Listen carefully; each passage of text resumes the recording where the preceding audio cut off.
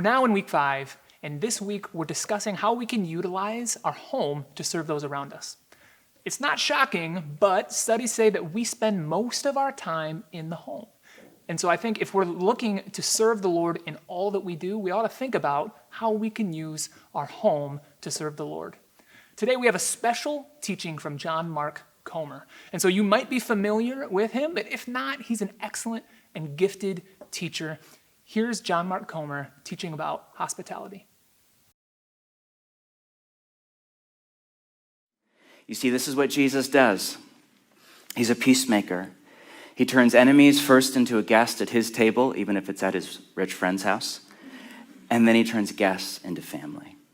And this is still what Jesus does, but now through his body, through the church. Who is that? That's you, and that is me. Jesus' primary call on us is not to get our candidate elected or our enemy eradicated in the culture wars. I'm not saying there's not a place for politics, but his primary call is to open our home, to set our table, to follow him into peacemaking, to do all that we can, as much as depends on us, to turn enemies into family.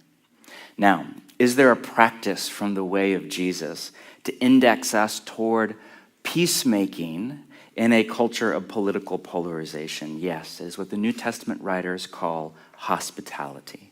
If you've been around Bridgetown for any length of time, you know we have a very high value for hospitality, and I've done a lot of teaching on it in the past. You're welcome to revisit. Let me just recap a few salient thoughts. The word hospitality in the New Testament is philoxenion in Greek. It's a compound word. Philo means love, and xenos means stranger or foreigner. Hospitality is the exact opposite of xenophobia. It is the love of a stranger, not the fear or the hate, the love of a stranger, the welcome of all as a guest. Henry Nouwen defined hospitality as the creation of a free space where the stranger can enter and become a friend instead of an enemy. Rosaria Butterfield as turning strangers into neighbors and neighbors into family. I would define it as expressing the welcome of God the Father to all through tangible acts of love, namely through giving food, shelter, and relationship. As followers of Jesus, we are invited to continue what Jesus started. In fact, a stronger word there is we are actually commanded to continue what Jesus started. Romans chapter 12, verse 13, here's one example. Practice hospitality. Notice that is a command. The word practice there is diakonates. One lexicon defines it as, quote, to do something with intense effort and with a definite purpose or goal. That's how we are to approach hospitality. It can be translated, be eager to show hospitality, not begrudging.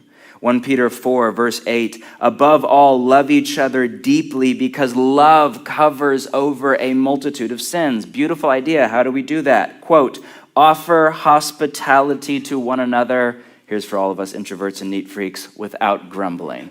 Some of you don't need to hear that. Others of us do, right? Without grumbling. Hebrews 13, verse 22, keep on loving one another as brothers and sisters, as family. Love that sentiment. How? Do not forget to show hospitality to strangers. For by doing so, some people have shown hospitalities to angels without knowing it. Whoa, wow.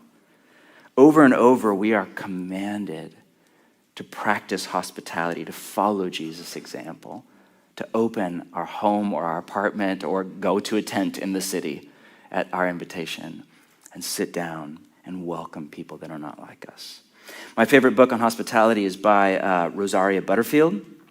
It's called The Gospel Comes with a House Key. Butterfield was a lesbian lit professor at Syracuse University under tenure whose specialty was postmodern critical theory. She was writing a book basically about how Bible-believing Christians are the worst and the source of all patriarchy and all sorts of other things.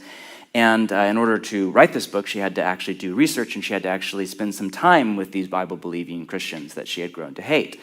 And so she wrote a very angry kind of op-ed, this was many years ago, against a movement called Promise Keepers, which was kind of a Christian men's thing back in the day. And a local pastor reached out and very gently said, I read your article. Thank you so much for your thoughts. We'd love to have you over for dinner.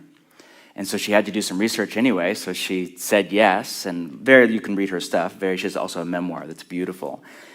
She just began to come over to their house on a regular basis and found their life and their family and their faith to be more compelling than anything she had ever come to experience. Over time, through that process, she became a follower of Jesus. She's now a brilliant writer, as well as a foster parent, homeschool mom, and wife to a Presbyterian pastor. It's a true story.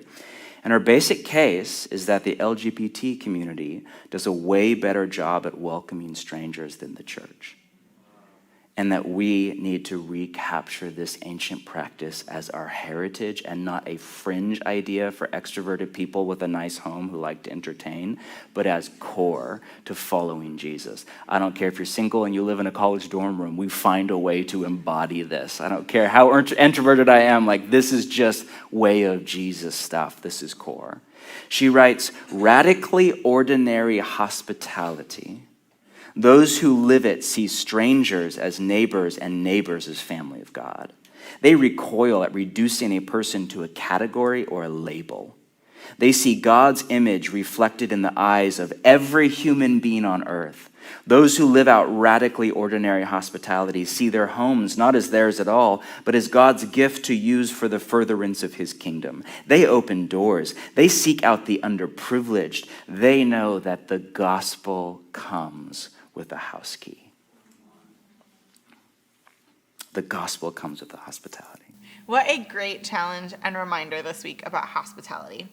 Hospitality is something we are all called to do.